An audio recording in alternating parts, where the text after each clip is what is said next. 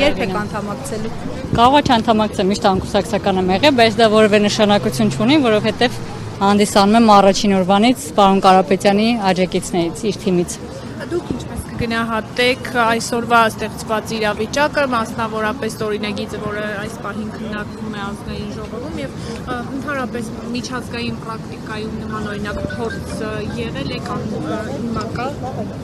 Նախ եւ առաջ գնահատումը եկեք բաժանենք երկու մասի՝ իրավական եւ այսօր հասարակական, սոցիալական ինչ որ կատարվումը։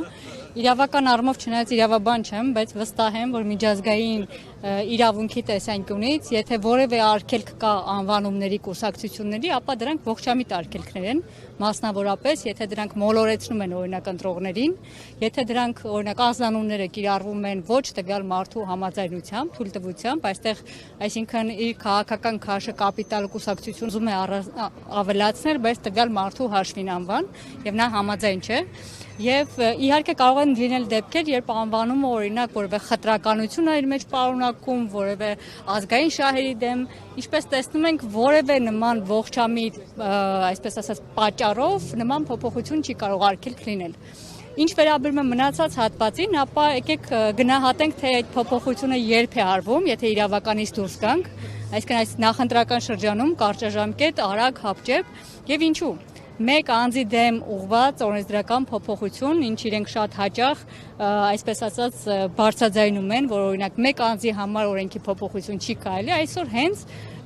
իշխող կուսակցությունը անում է դա, այսինքն մեկ անձի դեմ, ոչ թե համար փոփոխություն, կոնկրետ պարոն Կարապետյանի։ Եվ եթե խոսում ենք պարոն Կարապետյանի անվան մասին, ապա կարող ենք ասել, որ այսօր իշխող կուսակցությունը իսկապես փաստորեն վախեցած է տվյալ միայն անունից։ Սկզբում պայքարի տարբեր ձևեր փորձեցին իր դեմ, սկզբում անձը կալանավորեցին, իր ֆիզիկական, այսպես ասած, սահմանափակումները ապահովեցին։ Դրանից հետո շուրջ 10 ամիս պատկերացրեք մարդը ամբողջությամբ փակ կալանավորված, փորձեցին իր անունը վարկաբեկել։ Մի ամբողջ իշխանական ռեժիմ, եթե աշխատում է մեկ անձի դեմ եւ 10 ամիս չկարողանա նման կալիբրի, նման գործարարի, նման բարերարի անվան հետ գտնել որևէ վարկաբեկող բան, ապա իհարկե վերջին 2 ամսում ընտրություններից առաջ միայն մեկ բան էր մնում, պարզապես այդ անունը որպես սիմվոլ, միասնության սիմվոլ բոլոր հնարավոր տեղերից, այդ թվում կուսակցության դաշինքի անունից հանել։ Եվ այսօր մենք տեսնում ենք, որ սիմվոլների եւ բառերի դեմ պայքարը դա ոնց որ թե եզակի դեպքը չէ, սկսած Արցախի դրոշից, Արարատից, բռնի տեղահանում բառից, որ օրինակ հենց հիմա ազգային ժողովում բռնի տեղահանվածների հանձնաժողով գոյություն ունի, բայց իշխանության ներկայացուցիչները անգամ այդ բառերն են տարակուսում ասել, երևի թե նույնպես վախենում են։ Եվ պատմական, եթե փորձնել բերենք, ամփոփելով կարող եմ ասել այդ փորձը միջազգային, պատահական չէ, որ սովորաբար հզոր անհատների անձնանունների դեմ են այդ ամենը կատարվում։ Եթե հիշեք Բրազիլիայից մինչև Մյանմա, Հնդկաստան, նույն Գանդիի օրինակը, Չեխոսլովակիա, Վասլավ Հավելի օրինակը, այսինքն տվյալ անձանց ոչ միայն փորձում էին կալանավորել, տնային կալանքներ, ոչ միայն բանտարկել, այլ իրենց անունը հնարավորինս սահմանափակել, որովհետև իրենք հանդիսանում էին ոչ միայն ուղղակի քաղաքական այլընտրանք, իրենք հանդիսանում էին իսկապես արդեն առաջնորդ, ազգի առաջնորդ։ Քաղաքական այլընտրանքը ուղղակի հավատացեք նման հակազդեցության եւ նման քայլերի չէր առաջացնի,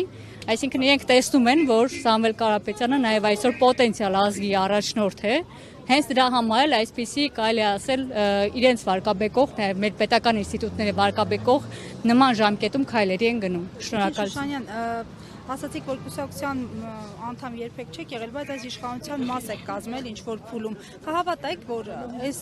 իշխանությունը, որին ինչ-որ փուլում մաս եք եղել, հարել եք, կհասներ այս օրին, որ այո, կվերականգներ արգելքը, որը հենց իրենց ձեռան բեր դուրս եկել։ Շնորհակալություն հարցի համար, նախ ճշգրտեմ, որ ես աշխատել եմ 4 վարչապետի օրոք եւ 4 վարչապետի աշխատակազմում էլ արել եմ իմ աշխատանքը եւ այսպես ասած իմ կանոններով, ոչ քաղաքական անձ լինելով։ Չնայած վերջին պաշտոնով քաղաքական պաշտոն է եղել, բայց տվյալ առաջարկը ընդունելու իմ պայմաններից մեկը եղել է հենց այն, որ ես անելու եմ պրոֆեսիոնալ աշխատանք այդքան էլ ճիշտ առողջություն եւ ոչ թե քաղաքական աշխատանք, ինչքան էլ այն քաղաքական եւ տվյալ պայմանին, այսպես ասած, համաձայնություն է եղել։ Մնացած առումով ցանկացած իշխանության դեպքում էլ իհարկե եղել են, ես ոչ մի իշխանության չեմ առանձնացնի, բացեր, բայց բացերը, թերությունները եւ սխալները մի բան են եւ այսպես համակարգված արդեն մարդու իրավունքների հետ կապված, մեր ժողովրդավարության խարիսքների հետ կապված արդեն բացահայտ խախտումները այլ բան է։